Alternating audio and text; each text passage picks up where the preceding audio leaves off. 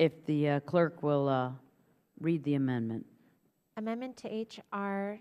2583 offered by Mr. Sherman of California. In Section 501, strike, quote, the following amounts and insert the following. A, in general, the following amounts. In Section 501, add at the end of the following. B, limitation.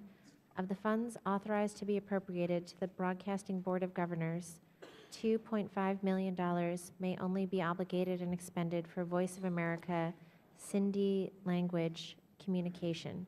Such funds may not be transferred or reprogrammed or obligated or expended for any other use. Mr. Sherman, hold on a second before we recognize you. I think we may have to tinker with your amendment a little bit. I would ask unanimous consent to amend my amendment to read as follows, and this is inspired by Mr. Rohrbacher.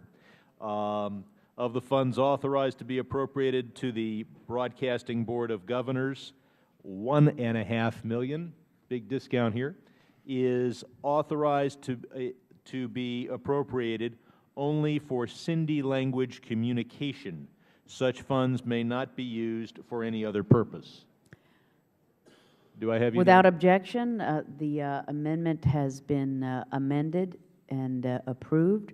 So we're on the Mr. Sherman amendment as amended. And the gentleman is recognized for 5 minutes to explain his amendment. For many years, the Pakistani government has focused Pakistan on just using one language, Urdu, when in fact Sindh is spoken by tens of millions of people. We need to reach out to the people of the Sindh province and others who speak the Sindhi language. For the most part, these are people who profess a moderate form of Islam, and yet they're not hearing from us in their native language. There is probably no country more important to us in our efforts against terrorism and extremism than is Pakistan.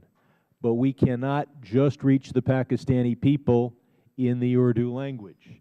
We cannot ignore the southern third of the country. I've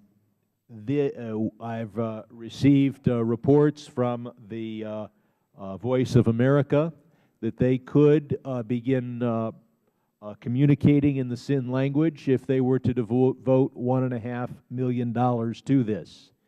Now, I would think that in their $750 million budget, that they could find the funds necessary to do what might be the most important part of our Voice of America efforts, and that is to reach out to the people of Pakistan. I would also comment that if I can secure support for this amendment, it will not only be the last amendment I offer today, but this will be the last speech I give today in this room. And so I'm willing to offer the committee Give him $5 million. I think that might be the most eloquent part of my presentation. There are many things the Voice of America does, but the fact that the country that is probably most important to us from a national security perspective at this time, we are broadcasting only in one language, and we are ignoring the southern third of the country. I think $1.5 million a year to correct that is a good decision for this committee and this Congress to make. And with that, I'll yield back.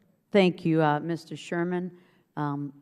Based on the fact that you are a level-headed, intelligent person who is trustworthy as a Boy Scout, it seems like a very good amendment, and I don't see any opposition from our side, and we are prepared to accept the amendment. So with that, hearing no further requests for recognition, the question occurs on the Sherman amendment. All those in favor say aye. Aye. All opposed, no.